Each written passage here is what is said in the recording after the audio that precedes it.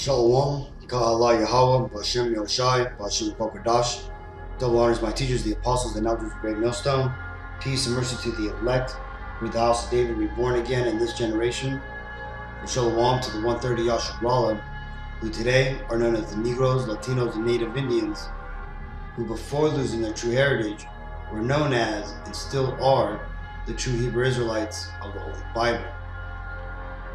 In today's lesson, we're going to talk about the revealing of the true image of the Messiah, who the world ignorantly calls Jesus Christ, whose true name in the Paleo Hebrew, the ancient true Hebrew, is Yahweh Shai, which means He is salvation. Now,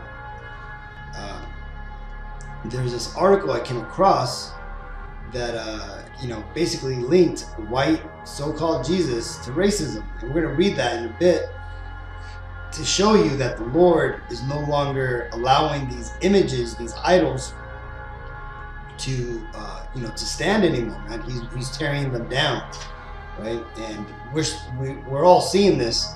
All those that are in the truth, that is, right? All those Negroes, Latinos, and Native Indians, and even some of the heathen who are understanding that the Messiah was not a so-called white guy, that he is actually a man of color, a so-called Negro, as you would know him today, right? But let's, before I get into the article, let's go and read this verse. This is Luke 12:2. For there is nothing covered that shall not be revealed, neither hid that shall not be known. And I came across this article here that's from the Academic Times, and it says, belief in white Jesus linked to racism. Right? So you see that?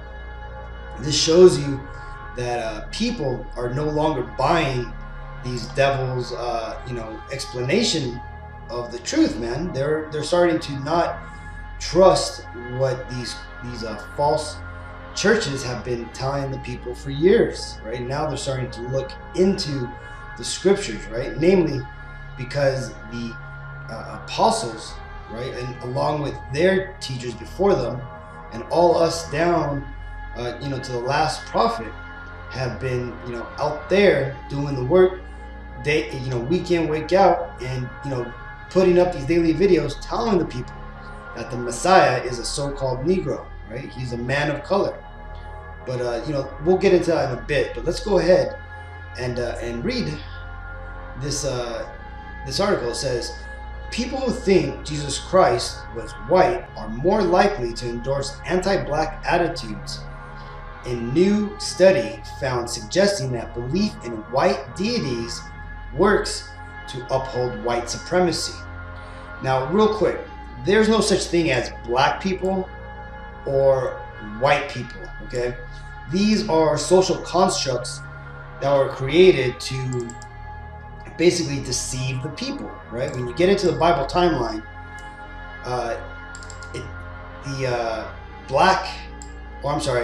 let's first get into when white people came onto the scene. When you get into historic records, white people was first used, like it tells you here, in 1681 AD, right? That's when the Caucasian race, the Caucasoid, started to refer to themselves as white, right? And really, it was about a legal status, ultimately, right? It says, in an effect to hide iniquity by class, the elite segregated the people into colored groups in an effort to divide and conquer, right?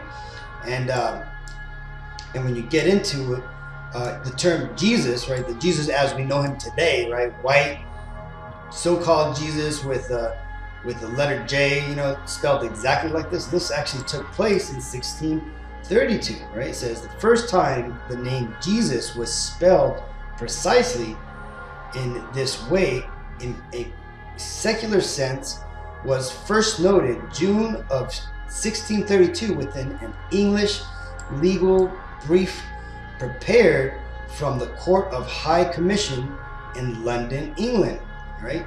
So this shows you, man, that religion has been basically destroyed, man, or has destroyed the image of the Messiah, right? And not only did it destroy the image of the Messiah, but it also destroyed the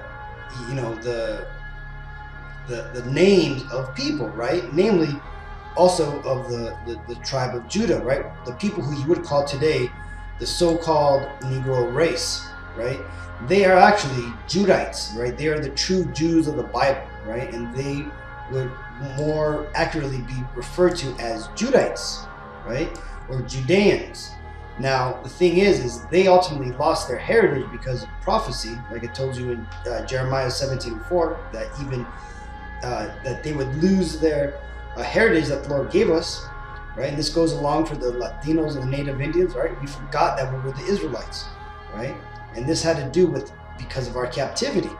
Well, that's ultimately how the terms black and white were dished out, right? Is because one, we have lost our heritage, we have forgotten who we were as a people, and so our captors, right? These Edomites, which is what the true biblical identity of the so-called white race is, right? They are the Edomites, right? They actually, because they were our captives, they were able to put these bywords on us, man. They called the Judites, they called them Negroes, black, right? They called us Issacharites, they called us Mexicans, and all the, the Indians, or the Gadites, they called them Indians, and same thing with the tribe of Reuben, and so on and so on, man. This happens because, again, white supremacy. These Edomites have been placed in power, according to Job 9:24. The earth is given into the hand of the wicked. Let's continue. For the study published March 1st in Psychology of Religion and Spirituality, researchers conducted a survey of 179 mostly Christian college students at a mid-sized private university in the Midwest. The students, over 70% of whom were white, were asked whether, based on their personal understanding of Jesus, they thought of him as white, black, something else, or unknown. Using established scales, the survey then measured students' explicit racism, subtle racism, implicit bias, their preferences for hierarchies, and their endorsement of colorblind racial ideologies. The set of beliefs that deny the effects of racism, right? And it says, the researchers argued that a Jesus who has the same race as the dominant group helps that dominant group maintain power and legitimacy, right? Let me read that again. The researchers argued that a Jesus who has the same race as the dominant group helps that dominant group maintain power and legitimacy, okay? And you see, this has been happening for a very, very long time, right? It was even written about back in Maccabees, right? Back when the Greeks had come and tried to take over the nation of Israel, right? The Jerusalem, right? When the Maccabees were in basically in de facto power back in those days, right? Let's go and read where they noted that that the heathens, these devils, the Greeks, the Edomites at the time, had tried to write themselves into the book, right? This is 1 Maccabees 3:48. And laid open the book of the law, which is the Bible, right? Wherein the heathen had sought to paint the likeness of their images, right? So you see that? So these people have always tried to paint themselves into the Bible. And why is that? Because of what this article just so poignantly put out here, man. It says, researchers argue that a Jesus who has the same race as the dominant group helps that dominant group maintain power and legitimacy, right? And back here in Maccabees, this is before Yahushua came onto the scene, right? But this doesn't matter, right? Because the book itself, the Holy Bible, that helps to maintain power and legitimacy, right? If you are to say that you are the people from this book, this is why Herod, after those devils murdered the Maccabees, right? They married their sisters, man. the women from the Maccabee family, right? And that's where you get the, you know, the descendants that come from Herod, right? They were tares, right? Because they understood the power that the Bible gives, man. So back to the article. It says, it's associating godliness with whiteness, led Arthur Sam Howard, an assistant professor of psychology at Marquette University, told the Academic Times. He said that some white people may cling to an image of white Jesus because a God who is not white undermines racist ideologies, and thus it threatens white supremacy. Compared with the 95 students who believed Jesus was not white, the 84 students who believed Jesus was white had more negative, explicit ideas about black people, more subtle prejudices, more feelings of warmth towards white people, greater preference for groups-based hierarchy, and more instances that they essentially do not see race.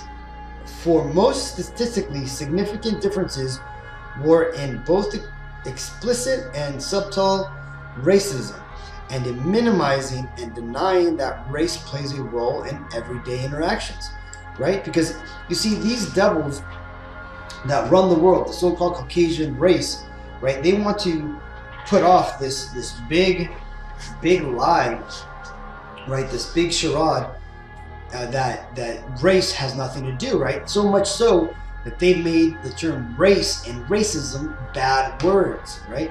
And because honestly, there's nothing wrong with being racist, right? Because being racist, all that means is being for your race, right? We see this happen all the time, especially with these so-called Amalekites, these so-called Jews at the top, man. They do not marry their children into other races, right? And that's because they're pretending to be us in the Bible, man, right? Because that was a commandment in the Bible, man. It says, do not give your sons or your daughter to them, meaning do not let your children marry outside of the Israelite nation. And why is that?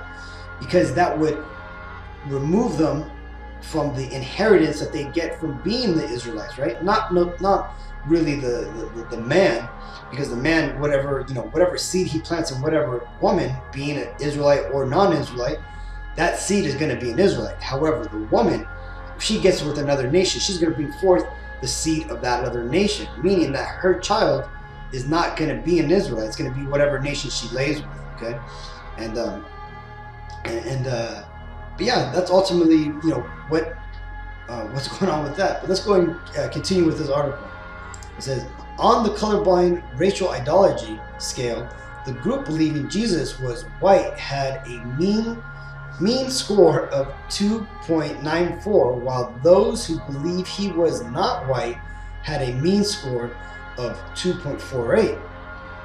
The two groups had no significant differences in their implicit bias. However, embarked on the research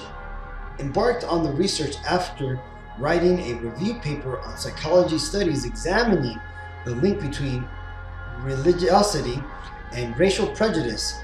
I was like, what about religious deities and how people conceptualize God or Jesus? I felt that too might be a route for racial prejudice, he said, but it was virtually absent from the psychological literature.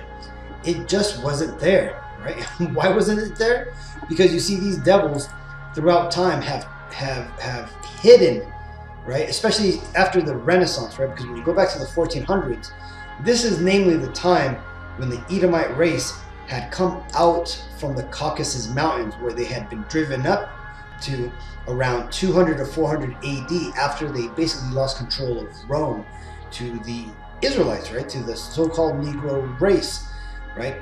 And when they had come back about 1,000 years afterwards, right? They had come back into Europe, right? Because at first they were basically just peasants and they were like the laborers, right? They were re-socialized into society by the so-called Negroes who had ruled Europe during the Middle Ages, right? Or what these devils refer to as the Dark Ages, right? Well, that was, prior to 1200 AD. Well, little by little, these devils crept up into the seats of power, and they overtook Jake, right? And the Black Plague that hit Europe definitely helped, right? And there's people even believe that the Black Plague had been brought by lice, which ultimately was spread by these Edomites, right? And it's funny because when you go back to the Greek Dark Ages, right, the time when Esau basically got up into the Greek civilization and started calling themselves the Greeks, right? Pretty much the same thing happened. Major plagues broke out then, which collapsed that society. This is during was referred to as the Bronze Age collapse, right? This is the same thing that happened to Japhet, man, that allowed these Edomites to get up in to the European, nations and start referring to themselves as the Greeks, right? But as I'm showing you here, these are all the images that existed prior to the Renaissance, right? This is what the whole Black Madonna and Black Baby Jesus that the Vatican will worship one day a year is all about, right? Because they understand that the true people of the Bible are the so-called Negroes, Latinos, and Native Indians, right? But remember, back then, all of us three groups, we were all dark skinned, man, right? And we could actually get to the Bible to actually read about them. And it tells you here, it says, Jeremiah 14:2, Judah, talking about the tribe of Judah, the so-called Negroes, mourneth, and the gates thereof languish. The gates meaning like their power, their leaders, right? Languish, right? They've been destroyed, right? They are black onto the ground, and the cry of Jerusalem is gone up, right? And black just ultimately meaning black onto the ground, meaning that they are as the shade of the dirt, man. All those colors, man, from dark brown to light brown, man, right? Because we are the nation of Israel. We are a nation of color, right? The Bible refers to us as a speckled bird, right? So let's get back to this article, finish it off. It's almost we got a little bit left. It says the religiosity and racial prejudice can go hand in hand, is kind of counterintuitive for some. Howard said, people often think there's positive aspects of religion, yet there's evidence that it's correlated with racial prejudice, right? And this devil is ultimately trying to, bring down the Bible, man. But the thing is he doesn't realize what he's doing, man. He's falling upon his own sword, because he's revealing his people for being the devils, for basically iconoclasting the image of the Messiah, right? He pointed out that Christianity in particular was used as a way to justify the enslavement and dehumanization of blacks and Native American people, right? See that? And when you get into modern day Christianity, it ultimately goes back to a man called Martin Luther, man. This was a devil that broke off from the Vatican Church, right? And he basically created what is known today as Protestant Christianity, right? Martin Luther rejected the Roman Catholic Church and created modern day Protestant Christianity via the Protestant Reformation movement. And this happened, and he lived from this happened from 1525 to 29, right? This is when you hear about King Henry of England divorced his first wife, so that way he could marry another woman. So he ultimately took on the Protestant Christianity, and that's why now we have Catholicism, which comes from the Vatican, and Christianity, Protestant Christianity, which mostly these Edomites practice, right? And that's why that is used, like it says, for the enslavement and dehumanization of blacks and Native Americans, right? Because Christianity, modern day Christianity, is the religion of these so-called white people, right? Because they believe in a white Jesus, right? Cesare Borgia, right, is what the man that they actually believe in, man, right? Because when you get into when you get into who white Jesus is, it's these two devils, man. It goes back to these devils in history back in 1492, where you had Rodrigo Borgia, known as Pope Alexander VI. He came into power, and ultimately he wanted to remake the image of the Messiah, right? And what did he do? He hired this fucking faggot over here, Leonardo da Vinci, to basically paint the new image of the Messiah, right?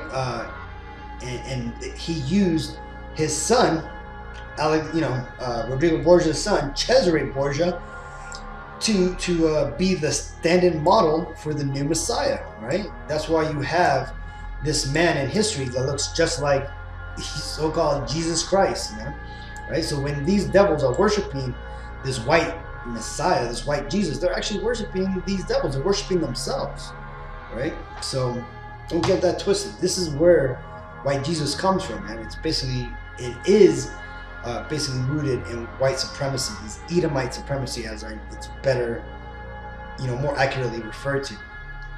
Howard's study was just the first step towards better understanding how racism, white supremacy, and a white perception of Jesus interact. While the link has been discussed by scholars in other fields, and notably by the writer and civil rights activist Malcolm X, right? Because there's that famous scene where Denzel Washington played in the movie, talking to the prison chaplain that that Jesus wasn't a so-called white guy, right? As Howard said, there's been minimal research on the topic by psychology scholars, but even before that research happens, Howard said Americans should be thinking more critically about the images they worship.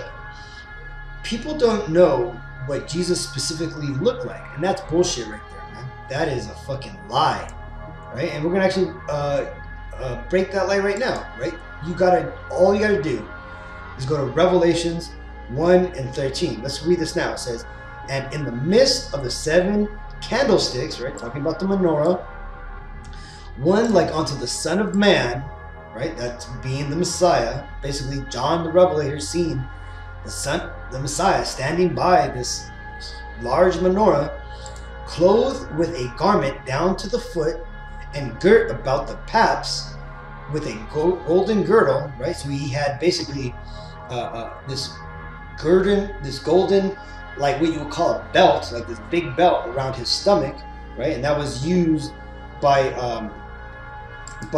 warriors to not get stabbed when they were in battle. Let's continue. And this is the point. And this is the point where it says his head, which means the head on top of his head, the hair is on top of his head, and his hairs, meaning his barba, his beard, were white like wool, right? As white as snow, and his eyes were as a flame of fire, right? And this right here, where it says his eyes were as a flame of fire, this goes back to a prophecy saying that the coming Messiah his eyes would be red with wine, right? And this is the point here. This is what you got to really focus on. Verse 15, "And his feet like onto fine brass, as if they burnt in a furnace," right? "And his voice as the sound of many waters," right? Now here, right? What color is brass, right? Well, it's a light brown color, right?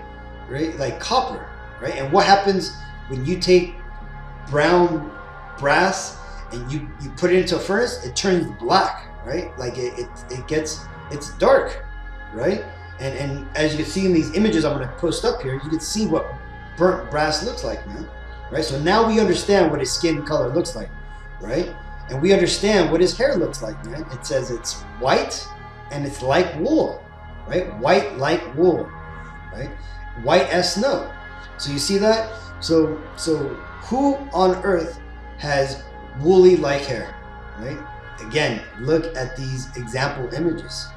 You don't have to be rocket science engineer to figure this out, man. But you do have to be a devil to deny it. Right? Continuing. But most widely disseminated images of him are white. He said, we think about how often Jesus is mass-produced with a white image, and that's spread not just all over the US, but all over the world. All over the world. What impacts does that have? Well, I'll tell you what impacts it has, man. It lets these devils push their image all over the world, so that way they could push their Edomite dominance, man. That's what they use this for, man. They see these Edomite devils, man. Their blessing is the sword, right, and weaponry, right. So they weaponize everything. They even weaponize images, right? Namely, this image of this false image of the Messiah. Okay, they weaponized it, man. They use it as a tool against our people. But the good thing is like I said earlier, man, our people are starting to wake up from this delusion, and that's because the Lord is now starting to remove that great delusion from many people, right? Let's continue. The study, Jesus was a white man too. The relationship between beliefs about Jesus' race, racial attitudes, and ideologies that maintain racial hierarchies, published March 1st in Psychology of Religion and Spirituality, was authored by Simon Howard, Kalen T. Vine, and Kellen C. Kennedy from Marquette University. Okay, so you see, so the Lord is starting to put the truth into the world, so that way all the world understands, man, that this white Jesus is not the truth, right?